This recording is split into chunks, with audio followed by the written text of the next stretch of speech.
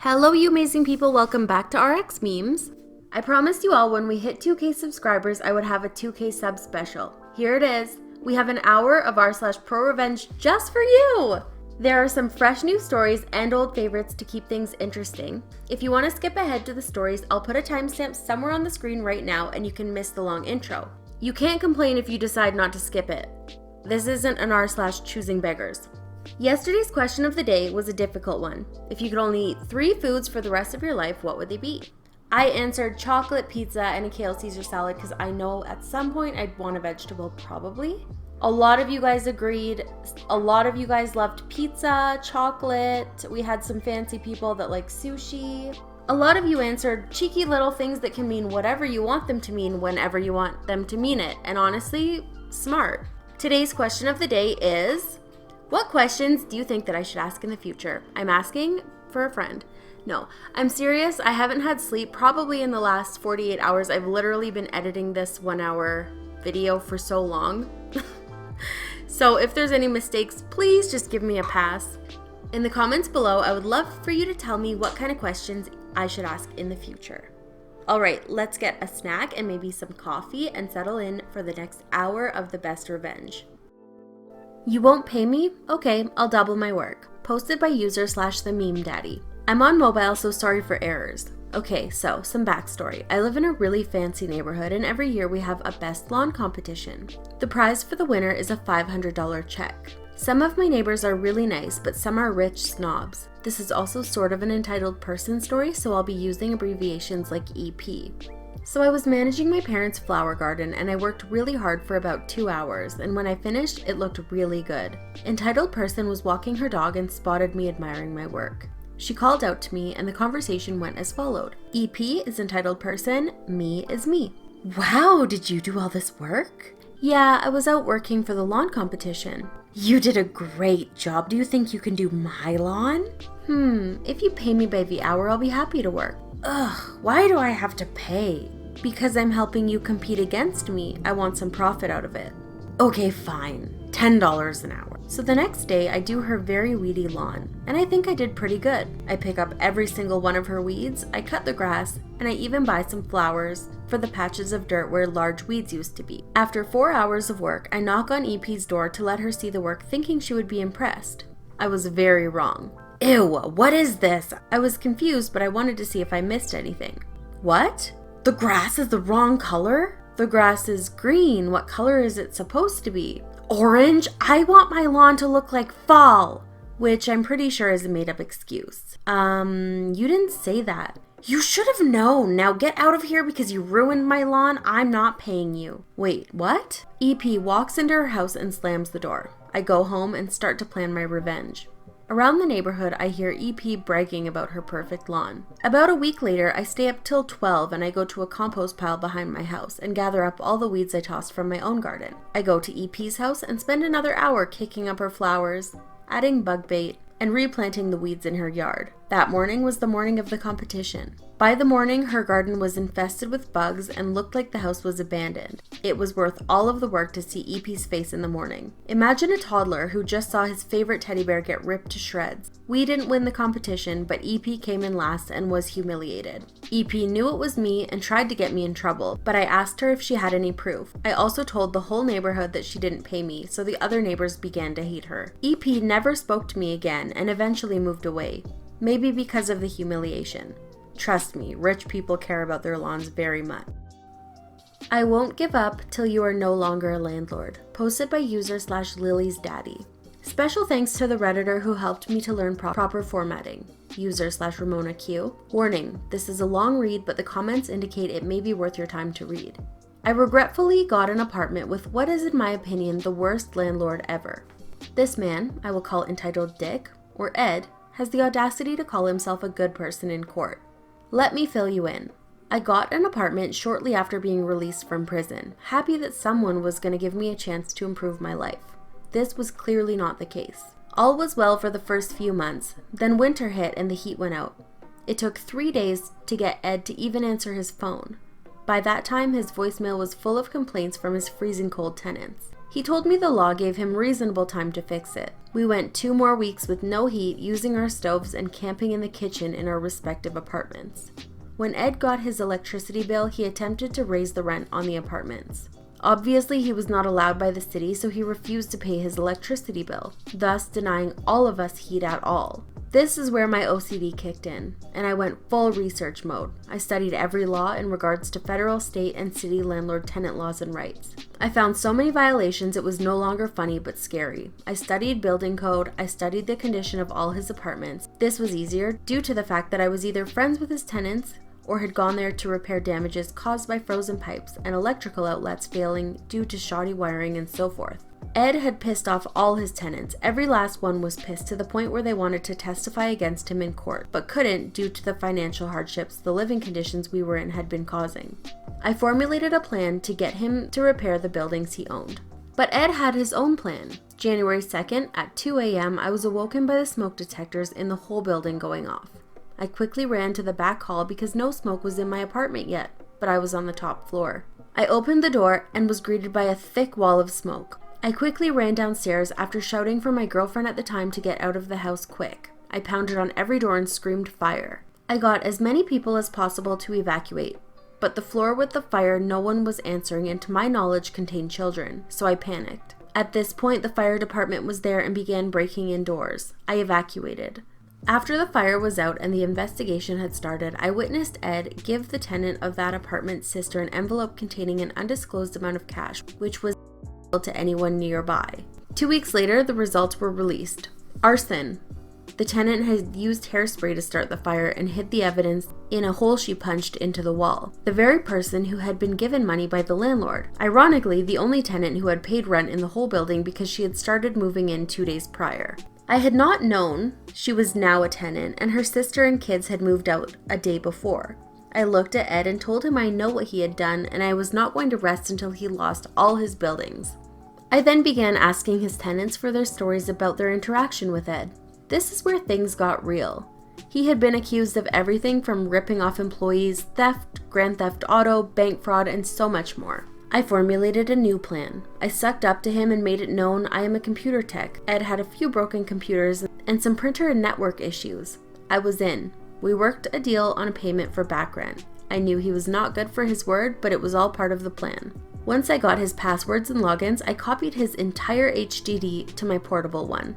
I copied all emails in his business account and printed his financial records on my Wi-Fi printer, which was next door. After I fixed his computer and network, I then went home to review my newfound evidence. It was enough. More than enough. I contacted code enforcement with all the violations of code for every building, including the illegal electrical installation in his new office without permits or even an electrician. He was immediately investigated. That night, I found a 7-day notice to quit on my door. My roommate was worried, but I filled him in on the plan. Remember, I studied all those laws and rights?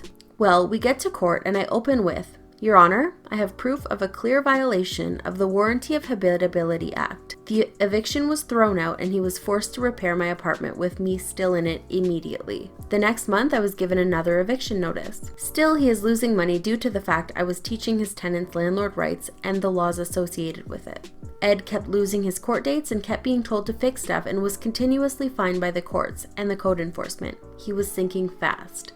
Back to that fire. The woman living there was arrested for arson and charged with 2 counts due to the accidental electrical fire on New Year's Day turned out to be pulled intentional. So the hairspray was in really attempt 2. He was under investigation for conspiracy to arson and other charges. I wasn't done yet. We went to court again for my non-payment of rent. I won again based on the Landlord Retaliation Act because I had contacted code enforcement and can prove this blatant retaliation, and the judge didn't even listen to Ed.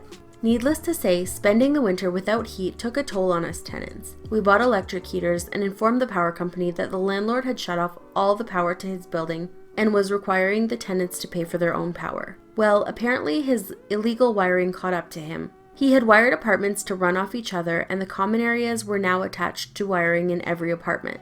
This put Ed in a rough position as local law says it's the landlord's responsibility to supply power to all common areas. This means his shoddy workmanship and illegal wiring prevents him from legally disconnecting the power. The power company turned on all the power and locked his ability to shut it off until the wiring of common areas was repaired and separated from the apartment. This would cost thousands we knew he didn't have. Ed was panicking. He kept losing in court, people were legally withholding rent, he couldn't shut off services, and the fines were debilitating.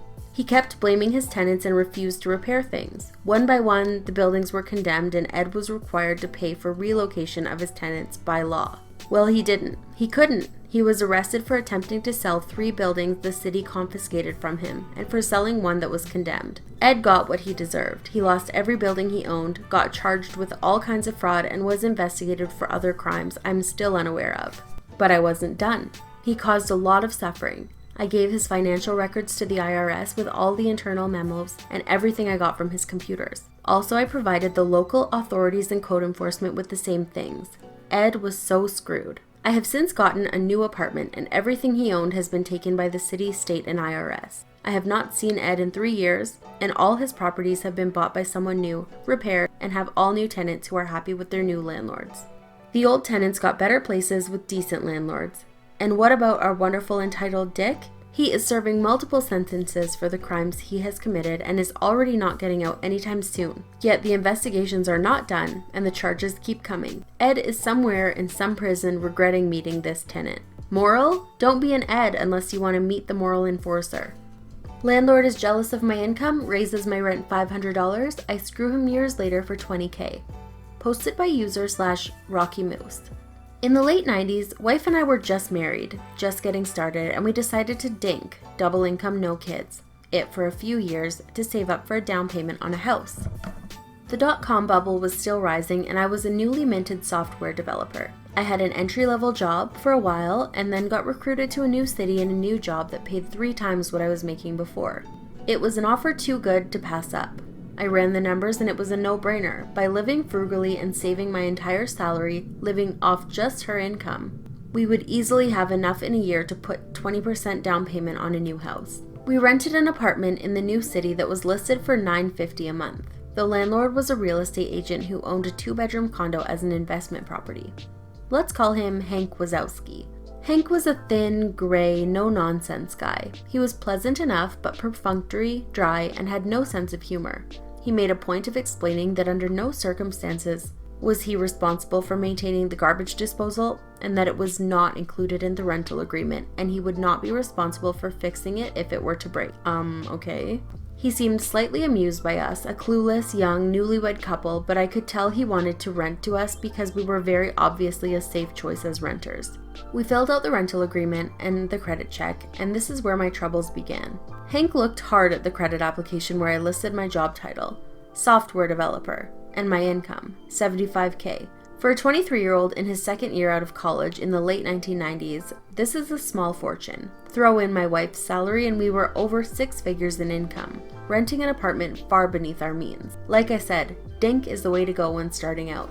I can't believe how much money you make, Hank must have said half a dozen times, muttering under his breath. I explained we were saving to buy a house and that we were only going to stay in the apartment a year. We might stay a few months after the term is over. Would month to month be okay after a year? Hank assured us that would be fine. We saw Hank only once during the year and he again mentioned my salary and how he couldn't believe that's what software developers were making. It was awkward and I gave a vague reply. Anyway, a year later, we had found a house to buy, signed all the papers, and were making plans to move. The new house wasn't going to be ready until 2 months after our rental lease was up. So I called Hank to ask if we could, as discussed, simply extend the lease by 2 months before moving out. Hank assured me on the phone it would be no problem and he would send over an extension for us to sign. The extension arrived in the mail and it included a month-to-month clause and a $500 increase in rent. I flipped out and called him. Hank, why are you increasing the rent over 50%? That's too much. That's more than my new mortgage is going to be. He was super condescending to me. Rocky Moose? It's what the apartment goes for now. I would be losing money by renting it for less. I tried to reason with him, but it was very clear he knew we could afford the $500, had no choice in the matter, and he was going to screw us over as best he could. He got angry with me for arguing my point, and I'll never forget his parting words. You don't have to like it, Rocky Moose, you just have to pay it. My wife and I tried to figure out a way to move out early by putting our furniture in storage for a couple months and crashing with friends, but it just wasn't going to work out. I swallowed my pride and wrote out the check for $14.50 for the extra month. A month later, I wrote a similar check and then we moved out. I made sure the apartment was spotless before moving, but still, Hank withheld $300 from our security deposit for bullshit things that were just a way for him to squeeze a few more dollars from the kids who made too much money. $100 for cleaning? Sure. But $300 was obscene. In my mind, he had screwed me over $1,200 and there was nothing I could do about it. What made it even more infuriating is that I saw the ad Hank put in the paper after we moved out, and he listed the apartment for rent at only $150 more than we had been paying originally, not the grossly inflated $500 increase. And it didn't rent. A month later, I saw the same ad, and he had lowered the price to $75 more than what we had been paying, and I assume it got rented since the ad stopped appearing. Fast forward about 5 years. Life is good, the house is good, we have a baby, and even though the dot-com bubble has burst, I'm still employed. One day, out of the blue, I overhear one of my coworkers, Phil, a senior developer, talking to the guy working the reception desk. "Hey Mike, I'm expecting someone to drop some paperwork for me. If a Hank Wazowski asks for me, tell him I'll be right out." I freeze and get a taste of bile in my mouth, remembering how I had to write that name on those checks all those years ago. There's no way that's the same guy, right? I walk over to Phil, who is still by the reception desk. "Phil," I say. "Phil," I say. "How do you know that name, Hank Wazowski?" Phil explains that Hank is his real estate agent. "I bought my condo through him several years ago. I'm selling my condo now so I can buy a house. So I'm going to ask him to be my agent again. Do you know him?" I tell Phil that I used to rent an apartment from Hank and described what he looked like.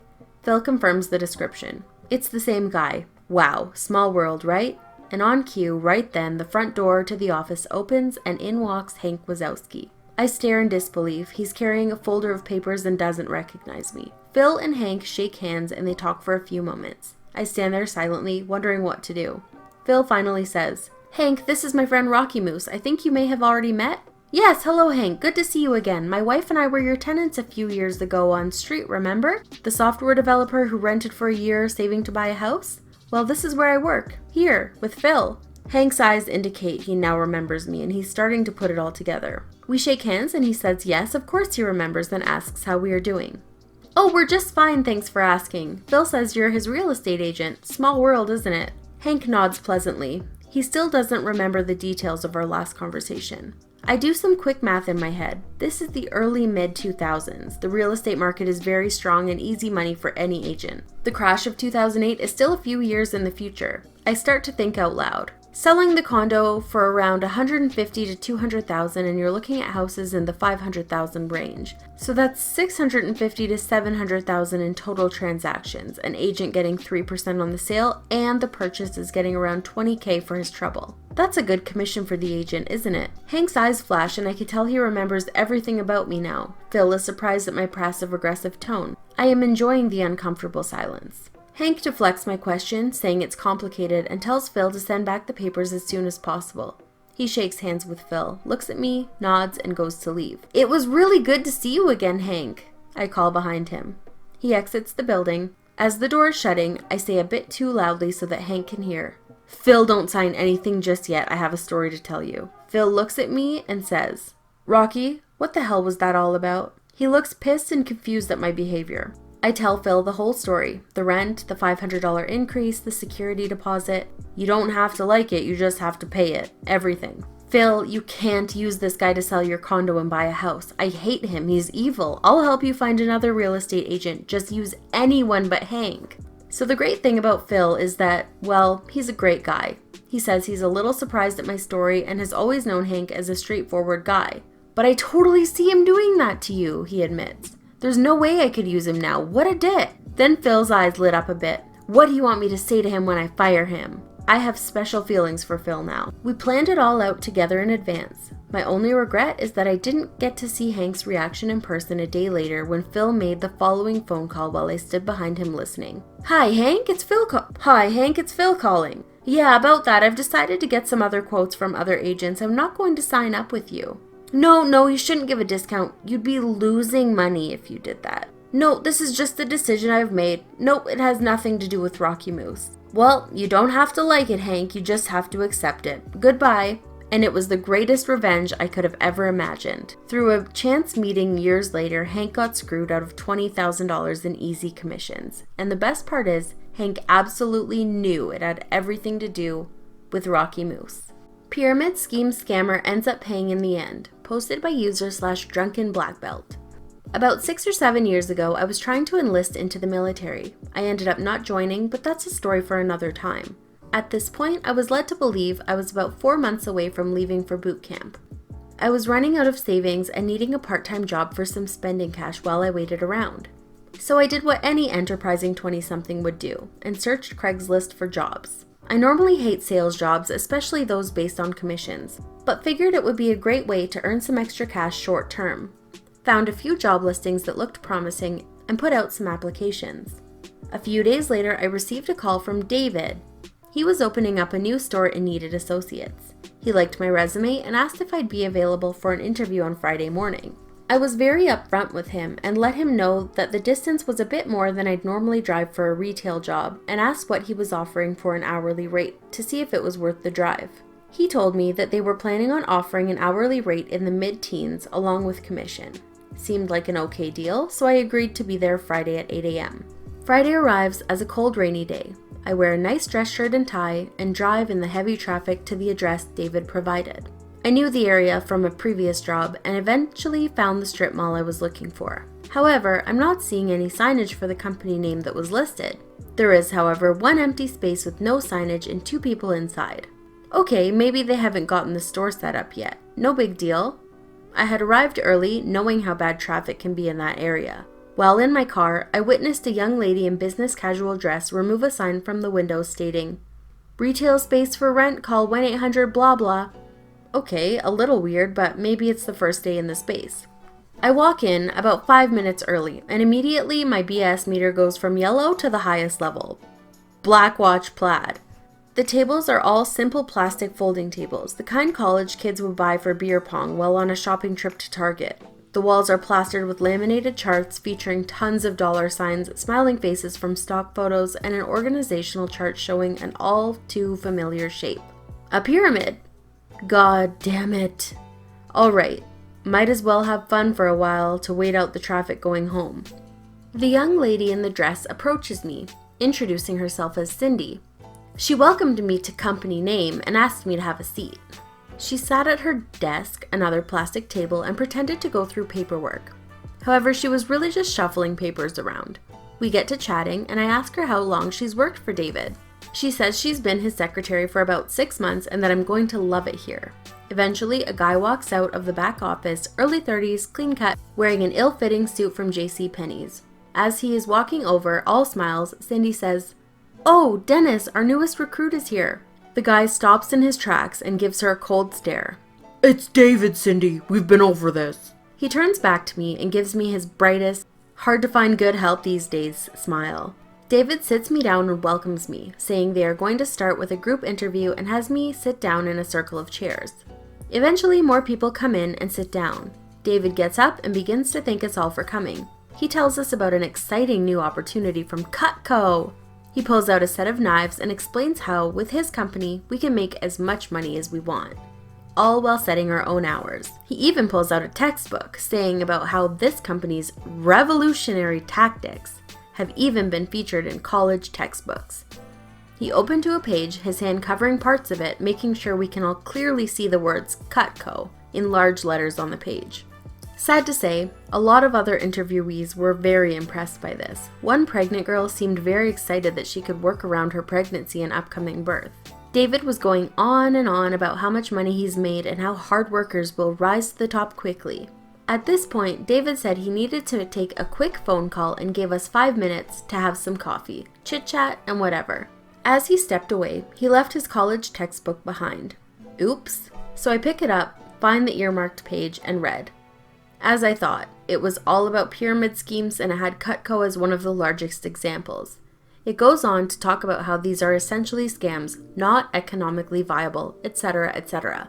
So I decide to share this with the group. I explain how pyramid schemes work and how he's just scamming us. They seemed incredulous. To ask them about what we need to pay to get started. That finally got everyone to realize what was going on. David walks in a few minutes later, and one of the girls in the group asks David what we need to get started. Well, all you need is your first set of knives to demonstrate. You can sell that on directly, or have them order and keep that as your demo kit. Doesn't matter, just have to pay the startup fees for it.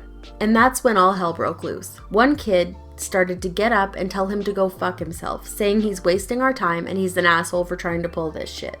The pregnant girl is crying because she thought she found a place that would allow her to work despite being pregnant. David is clearly confused and flustered and asking who told them all of this. When it became apparent I'm the wrench in the machine, David gets upset and starts telling me to leave. People are yelling at David, David is yelling at me, Cindy is trying to tell everyone that she never met David before today and didn't know what this bullshit was. Eventually we all walk out, leaving David behind. As I'm walking to the door, I see, leaning against the wall, the sign that was in the window before. Retail space for rent, call 1-800-blah-blah. As I get into my car, I dial the number. Eventually I get through to a person and ask about the property for rent at the location of David's company. The nice lady on the phone apologized, saying they had just leased that property out. I asked if she knew how long the lease was for, as I was really interested in the property. She said she wasn't sure. They hadn't done the official paperwork yet. They were on their way to the space to sign everything with the leaseholder in a few hours. I told her everything that just happened to me and about David using the space for a pyramid scheme. She got extremely upset, saying that this stuff happens all the time in the industry. They will go to sign and last minute the leaseholder will decide to opt out after using it for some fly-by-night operation. She thanked me for the info and I thought that was the end of that. Or so I thought. A few weeks later, I received an email from David telling me how I ruined his life, about how the property management found out what was going on and weren't refunding his down payment on the space, saying he violated a clause in the paperwork he signed to hold the property, how he knew I was the one who called because I'm a terrible human being, etc., etc. Now he was out thousands for the space and supplies, how he only wanted to give us jobs and help us. It was a long, very angry email with several things said about me and my mother. So I called 1-800-blah-blah again. Spoke with the same lady I did before, and she was very interested in an email from David where he essentially admitted to what he was trying to do. Said it would help them all in legal proceedings, and don't you know I was more than happy to send that email along to her. Her lawyer said it should be an open and shut case at that point. I'd like to think I'm a helper. My manager was an awful person to me, but I got her fired in an embarrassing fashion. Posted by user/McNew. Years ago, shortly after I graduated high school, I got a new job to support myself during college. The new gig was in a pet store and I was working in the department that sold the fish, aquariums, reptiles and birds, etc., etc. The store manager was an awesome guy who I will call Kurt. Kurt was an old school guy. He went to work, worked hard, and went home. That's all he expected out of you as well. My immediate manager over my department was this large snaggletooth witch of a woman. I'll call her Stephanie. We got off to a bad start because she quickly found out that I knew more about reptiles than her. She preferred the fish, whereas I had kept snakes for the past 4 to 5 years. Her ego couldn't handle a fresh employee not needing her guidance. From then on, she was terrible to me. She singled me out to clean the goldfish tanks and had every other employee cover sales. Every day I worked. She would say rude things to me such as, "You are the weak link in my team. You are the reason I'm having problems in this department." Fast forward about a year, my hours had been cut by 25%.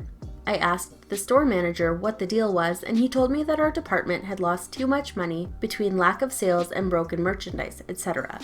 This puzzled me, but I didn't think much of it because everybody's hours were cut. Simultaneously, myself and a few coworkers had noticed something strange. Stephanie had recently taken much more interest in the customers. She insisted on helping certain customers and sending us to do busy work while they were there. A customer came in one evening and was talking to us about how nice Stephanie is. Turns out Stephanie was breeding mice and selling them to customers outside of the store. We found out that she was breeding all of her animals, her dogs, turtles, mice, and selling them to customers she met through our store. Not only was this taking business from us, our store had a couple corporate policies. We did not feed nor sell mice as live food for snakes, and we donated a lot of time and money to shelters, and we condemned breeding dogs and cats for sales. Stephanie was making money by selling animals to the customers, all the while her department had hours cut for all of its employees. It didn't quite make sense how this was costing us so much money until one evening I thought I had figured it out. Stephanie was an otherwise lazy woman, but when one of her customers came in, she was by their side the whole time. I watched closely as she followed a customer around, helping them pick out a cart full of expensive aquarium decorations and terrarium supplies like lights and bulbs. I followed and wrote down every item she grabbed. I wanted to see where this went. She directed the customer to a register and went to check them out. She's lazy and would never do this for other customers. I noted the time and went back to work. I later spoke to other cashiers about Stephanie checking customers out, and they said she only ever rang up certain customers and she acted weird when they did. They suspected she was abusing coupons for them or applying hefty discounts. I got my coworkers to corroborate my story about the under-the-table animal sales and suspicious behavior, and I went to talk to Kurt. I handed him a paper with about 20 UPCs and the time written on it, and I said, I think if you look up a transaction from Register 2 at this time, last night, you will find a large discount applied to it. These are the items I would expect you to find on that transaction. He was a bit puzzled, and I explained everything to him. I told him I didn't want to make any accusations before because I wasn't sure, but after seeing her in action, I was pretty sure something was going on. He thanked me and assured he would look into it. A couple weeks later, I was at work and I noticed Kurt was standing near the door watching closely. It just so happens Stephanie was coming in for her shift right about that time. The second she walked through the door, he called her over to his office. Apparently waiting in his office was a regional manager from corporate. He looked at the list I gave him and looked up transactions from the night before. He found one at the exact time I wrote, but it only had about half the items I listed, but every item that was on the receipt was on the list I gave him.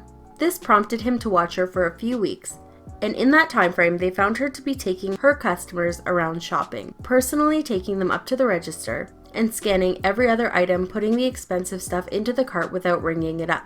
In that time span, she had given away over $1,500 in merchandise and looked back at the logs we keep for broken merchandise that is written off and found an excessive amount of aquarium supplies and decorations that were signed off by her. It was something like 1,000% more written off broken merchandise that was found at the same time last quarter. All in all, she was charged with stealing, defrauding the store in over $3,500 in merchandise, and it just so happened that Kurt had already arranged for police to meet them after firing her to escort her out. I don't know if she went to jail, but I did watch her get walked out by police with about 20 employees staring. I wish I could have said something, but I had to settle for her making eye contact with me as she walked out, to which I gave her a quick wink. Dealing with a gas thief, posted by user/LRobRex. I've shared this story before and I'll share it again. Several years ago, I lived in the northwest coast of Puerto Rico. It's a very relaxed area with tons of good restaurants and lots of green space. My apartment was on a cliff not far from the water. The electric infrastructure was a bit old, so when it was rainy season, we'd lose power for a few hours at a time. Not a big deal, I had a gasoline generator. Enter a new neighbor. He lived 2 doors down from me and drove an amazing custom Chevy van from the 70s. All it needed was an epic airbrushed wizard on the side. Sadly though, that's where anything good about him ended. I caught him taking the gas out of an orange jug I'd leave outside in case the generator ran out. Although I saw him do it and called him out on it, he denied it and played stupid. So after the second time, I took all of the gas in the jug, filled the generator with it, and put the rest in my car. I then went to the nearest gas station that had diesel and filled it up with diesel. A few days later, I am woken by a tow truck backing up to pick up his now disabled van. I looked out the window and you could see the anger on his face. He moved out the next month, and from what I gathered from talking to people in the community, he was a general piece of shit human and what happened to him was deserved. I don't work there anymore, posted by user/AAP1966. I posted this in malicious compliance, but it was suggested that it belonged here. My employer decided to convert all of a certain class of our records from paper-based files to digital. There were 3 immediate problems. Our company was not going to buy a generic system, but develop our own unique tailored system. It was to be done on the cheap with net savings for record keeping from year 1. The guy in charge, let's call him Genius, always, and I mean always, thought he was the smartest guy in the room. Believe me, he wasn't. Anyway, one of the girls I worked with took on the project on the condition that she could have the next July off for her wedding and honeymoon. She worked hard, and the project was actually making progress. One of her duties was passwords, none of which could be written anywhere because Genius knew this was bad. She periodically reminded Genius about the July wedding and he told her it'd be fine, but he never signed off the paperwork. Come mid-May, the project is way behind, mainly because Genius told management it could all be done in-house at negligible cost.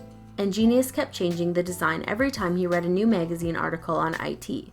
My friend was then told 6 weeks out from the wedding that her leave was cancelled. The project took priority and she'd just have to reschedule her wedding, honeymoon, the works. Genius just could not see that this might be a problem, so she did her job, updated the passwords as required, never recording them anywhere as required, and resigned without notice the last day of June. On her honeymoon, she gets a frantic call from Genius demanding all the passwords. "Sorry, I don't work there anymore." Click. That's why, a decade later, our company still has a few hundred electronic case files we can't access. I thought ghosting was for Tinder dates, not employees. Posted by user/camo underwear. Mobile user, formatting, etc., TLDR at the end. So I've been working for a food shop for about 3 years now. The place is an absolute hellhole. This past year, we've had 7 general managers and double that for the amount of associate employees to roll through. The turnover rate is ridiculous. That being said, I'm the only employee to know how to do everything at that store because I've been there so long. Or at least I was. I went home about a month and a half ago for fall break. I'm a college student whose hometown is out of state. I told the new manager, Josh, who started a week before I left, the date that I would be back. Our fall break is Wednesday to Friday and then the weekend. During the break, I was kicked out of our group chat, and I also noticed our employee app, Jolt, if anyone cares, was saying that I wasn't registered to a company anymore. So I texted our general manager. No answer. Then I text one of my fellow shift managers, who had been there for about 3 months at that time. He says Josh let me go because he felt like I didn't respect him as the general manager and belittled him by always telling him what to do, aka training him. Who ghosts their most experienced employees instead of firing them to their face, or even over text? Being that I had put 3 years into this company and actually very much enjoyed my job and the yearly raises that I had earned, I was livid. I felt disrespected that the dude didn't even have the balls to answer my text. I thought about going to the store and trashing it. The idiot didn't collect my keys to the store, and I know they wouldn't have changed the alarm code. But I didn't want to be legally accountable, so I got a new job, had to take a slight pay cut, but I worked my way up fast and became a shift manager again. And now I'm a department manager, now working at a local grocer. The revenge? I've hired the entire staff from my old job, being that I know how lazy Josh was. He wouldn't have learned how to do anything himself and just relied on what I had taught my other shift managers. He's gone from a staff of 3 knowledgeable managers and 5 reliable associates to 0. He's going to be scrambling for new hires and might even have to shut down the store for a couple weeks until he finds some. I only wish I could see it for myself. Woman gets revenge on cheating husband, posted by user/kbear2134. This is not my story. I found the story and figured it was a funny one, worth a share. Just met a woman in line at Ulta. She had at least $800 worth of red lipsticks, eyeshadows, mascara, lotions, glitter, foundation, wax for hair removal, bath bombs, perfume, etc.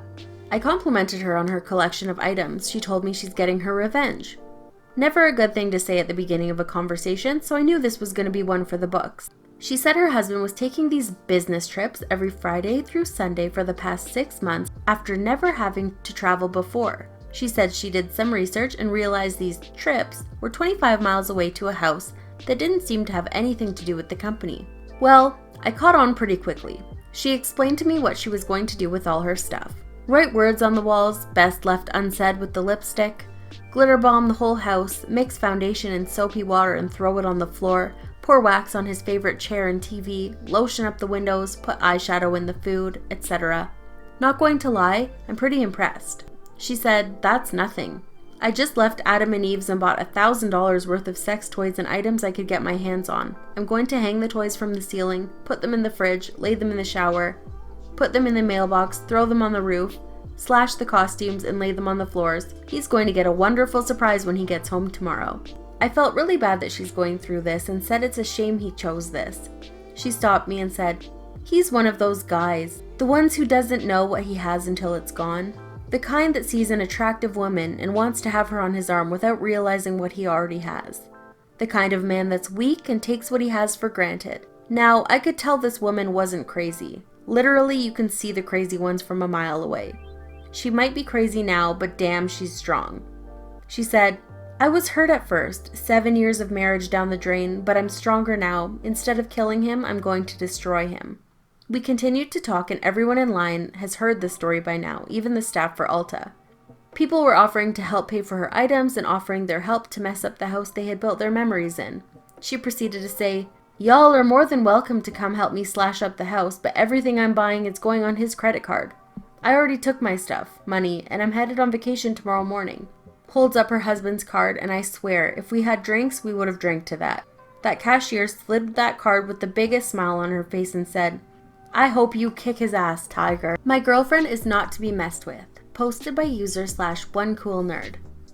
This post was originally on r/pettyrevenge, however many people thought it could also qualify as pro, so I am posting it here for your enjoyment as well. On mobile, so sorry for formatting if it is odd.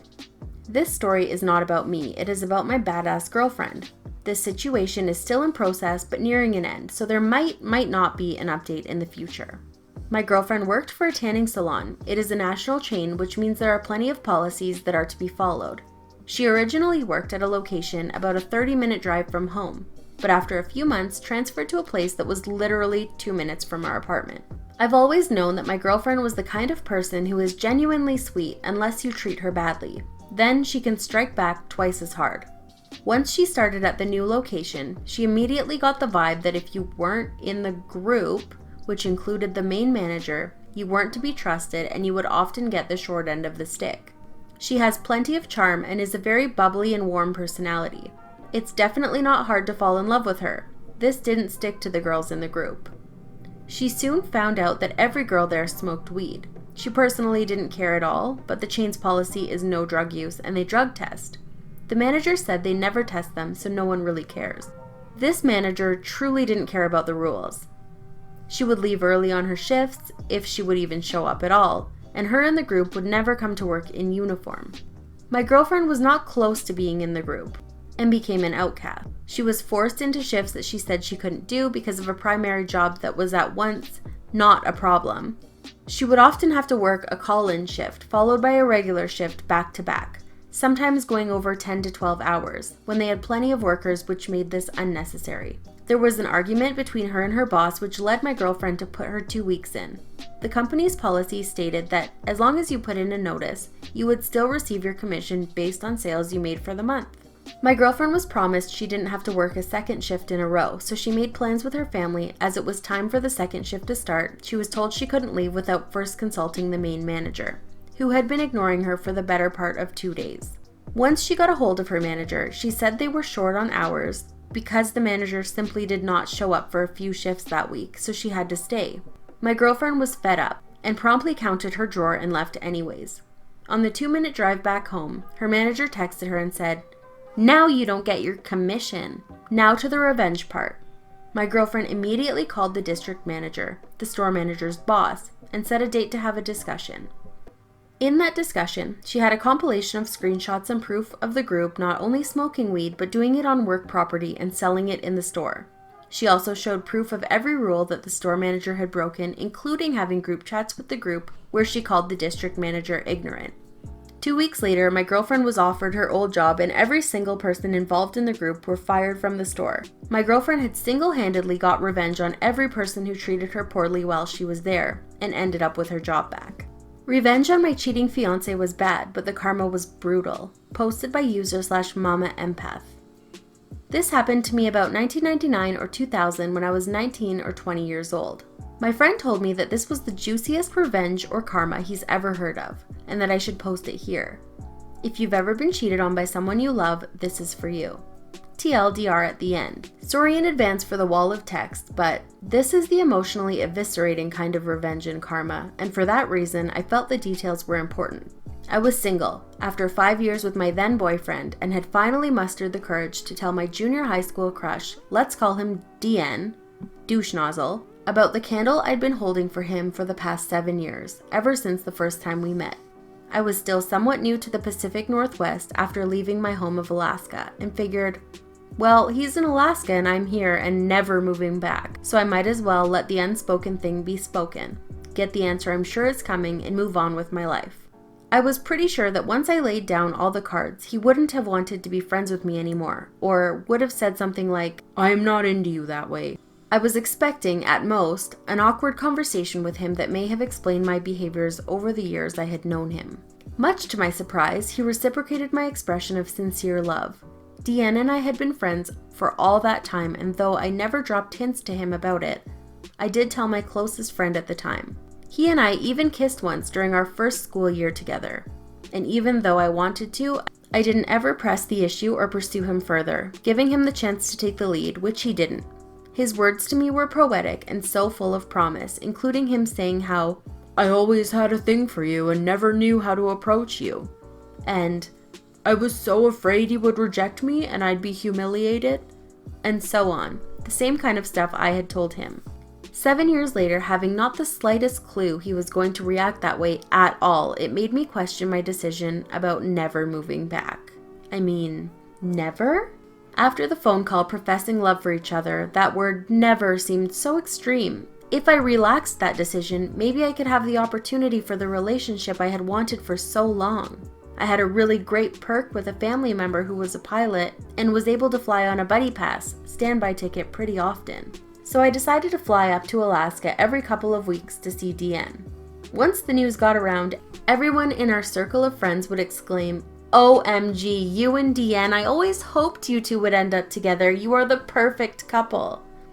I thought it was super cheesy and romantic, but it actually felt validating and nice because that was what I had envisioned and hoped people would say about us. I was always very careful to avoid dating or even flirting with anyone I went to school with, for the sake of avoiding interpersonal drama and gossip at school, which would have disrupted so much more than my education. After several months of traveling to see him every couple of weeks, he asked me to marry him. I said yes, and then without hesitation started planning to move back to Alaska to be together and start our life there in our hometown. I made plans for the move, packing up all of my belongings and parcel shipping everything I owned. Thankfully, it wasn't much because I was still so young and didn't own any furniture.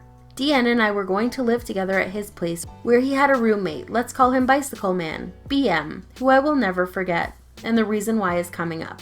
In the scant number of days before my final flight back up to Anchorage, I started feeling kinda icky and gross, and after several days of that, followed my intuition and took a pregnancy test. I found out I was pregnant, and I was so overjoyed that I called him one evening to tell him about it. There was already a party going on at his place. I spoke with Deanne briefly and said, "I have some news I want to share with you." And he said, "But first I have to tell you about this really cool artist chick." And he told me about this girl who came to the party. Let's call her Thought. Yes, a terrible nickname used only because I'm too lazy to think of a better acronym, and it made me laugh when it first occurred to me. I was irked by the way he was talking about her and realized this is not the time for a big reveal. I think I said to Deanne something like, "Don't do anything you'll regret." He asked me to call him later on to tell him whatever the news was, so I said I would, and then I did. Hours later, whoever answered the phone said that Deanne was there, but he couldn't come to the phone right now. I had this awful, stomach-sinking feeling because I already had an intuitive feeling about what was happening. Deanne never called me back that evening. I called him the next morning, no answer. I was heartbroken. That evening, I finally got to talk to him and reminded him, "I have news." But he interrupted me to say, and my stomach-sinking feeling was now turning to nausea. He admitted that he cheated on me with Thought, all while the time I was trying to reach him the night before. I hung up the phone on him and threw up. He didn't call me back to ask what my news was. I called him back later on to verbally upbraid him, and all he could do was ask for forgiveness and tell me that it was a mistake and that he still wanted me to come there. I told him there was no chance that I would marry him after that. That was not a mistake, buddy, that was a choice. I said I would be up there to get my things, and then I'd be gone for good. It took every ounce of my emotional strength to verbalize my thoughts without screaming. I miscarried the pregnancy that week. Add that to the absolute devastation that this person I had longed for after all these years didn't actually intend on a committed relationship after proposing to me, and then I had to deal with the immense pain of losing my first pregnancy. And then, to top that off, I had to fly up to Anchorage weeks before Christmas to pick up all the stuff I had already parcel shipped there, wait for it to arrive with nowhere else to go but Deanne's home. I had to face him and be around him after having my heart thoroughly crushed.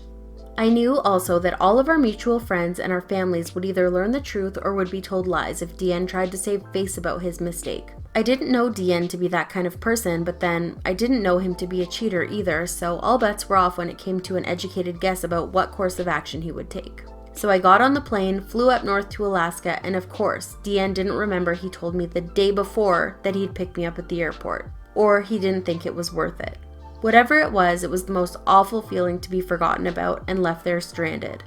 Even more humiliating when an elderly couple at the airport saw me waiting alone, picked up my lost girl vibe and asked me if I was okay, and I lost my calm demeanor, broke down in tears at the airport. I shooed away the well-meaning couple because I couldn't keep my shit together long enough to be gracious about any help they could have offered. I finally got a cab and went out to his place, banged on the door outside, and waited until I couldn't feel my fingertips anymore. And the racket finally woke up BM, who let me inside. DN was in his room, passed out on his bed. I went to the living room couch and waited. I didn't know exactly how to confront him, so I didn't. He already knew how I felt based on our phone call following his confession. I acted like I no longer cared about it because the last thing I wanted was to be seen as a crazy ex. There was no way I was going to let his behavior and choices besmirch my reputation, so I acted cool and dispassionate as if it were all just a matter of fact end of a relationship. I kept to myself as much as possible. DN must have taken that as some sort of sign that we were just only friends, as if we never had a relationship, as if he never asked me to marry him. And he had the bright idea to invite Thought over to meet me. As it turned out, DN told Thought that I was just a friend and he never told her about our relationship, engagement, me visiting frequently to see him, me moving there to be with him, etc. It was like I was just erased and discarded. Looking back, this is a very clear case of a narcissist relationship pattern of idealize, devalue, discard. Every moment between arriving there and leaving felt like it was just me crying and feeling so incredibly hurt that it broke my whole world. I had sacrificed my family, who had all moved to the Pacific Northwest by that point. I left my job so that I could move back to Alaska and be with DN. I was so into the idea of a relationship with him, it didn't even feel like I had sacrificed for the sake of our relationship, but I did, and it hit me that I sacrificed my family and job, who had never hurt me, at least not the way DN had hurt me. I regretted leaving them to be with DN and his empty promise of love. When the news spread to our mutual friends and family, no one could understand why DN and I were split up. While everyone understood why I was crying and upset, no one really knew what to do with the constant stream of tears. I maintained my composure as being the not crazy ex to the best of my ability. This all happened in front of people who knew both of us for years. They were dumbfounded about Thought and what she was doing with DN.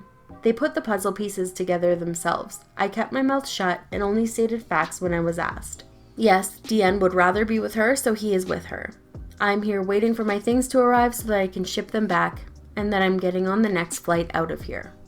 One day out of the total 2 weeks I was there, BM, remember, came out of his room and saw me and my silent waterfall of tears and just said to me, "DN is a total asshole. If I were you, I would be crying too." For some reason, that made me feel better about the whole thing. BM was a muscly badass to a young woman like me, and for him to say that made me feel like the world wasn't such a cruel place after all. I still had not told anyone about the pregnancy or the loss because even though I was grieving and in pain, if I mentioned any of that, I knew I would be treated like a crazy ex who was making up stories to make him feel worse or make it all about poor me. And I just didn't need any more bullshit on top of that. I suffered in silence and perfected the art of crying without making a sound so that I wouldn't draw anyone else's attention to my grief. Over those 2 weeks, DN invited Thought over frequently. He probably thought it was no big deal to me. He was not thinking about me or how his behavior was affecting me. I was in a state of shock. I never thought he would treat me like that, after I had known him for so long and had never seen him behave in that way. I stayed on the couch while the two of them had their fun in DN's room, within earshot. A move like that is such an asshole thing to do that I'm still surprised it didn't instantly place his likeness in the dictionary under the definition of sociopath. I didn't have the energy to confront DN or to argue as to why doing something like that was cruel and heartless. If he didn't know that already, me telling him wasn't going to teach him the basics of empathy. I was so angry at him that I wanted to hurt him even worse than he had done to me. Before I left, I concocted a plan to poison his new relationship with Thought. This is where the revenge plot comes into play. I am bisexual, and I knew that Thought was at least flexible in that regard, and obviously she was willing to move fast with someone. So, at yet another party night, a seemingly regular occurrence at that house, I got Thought all to myself before she got drunk for long enough to seduce her. I shut both of us in Deanne's room. Meanwhile, everyone else was getting too drunk to get that anything might have been happening in there. Deanne was occupied with the guests and may not have noticed we were missing. After we were finished, I told her why I was there, and I told her about my history with Deanne. With an icy and dispassionate apathy that illustrated how much Deanne was dead to me, I told her, if he cares about me enough to propose to me and then do what he did with you after I've known him for years, just imagine what he'll do to you. Suddenly, she understood why I had been so somber when I was introduced to her. She had no idea that I was anything more than an innocent friend of Deanne's. She didn't know why I was there in Alaska, or why I was waiting for boxes. She didn't know anything. She felt profoundly guilty and regretful, despite the fact that she didn't know any better. She had been deceived, and I had been too gracious to lose my cool or cause a scene at a house party or in front of anyone else, as would have been expected. When I was in private with her, I told her everything, including how I had pined after him since I was 12 years old because my adolescent hormones didn't know better.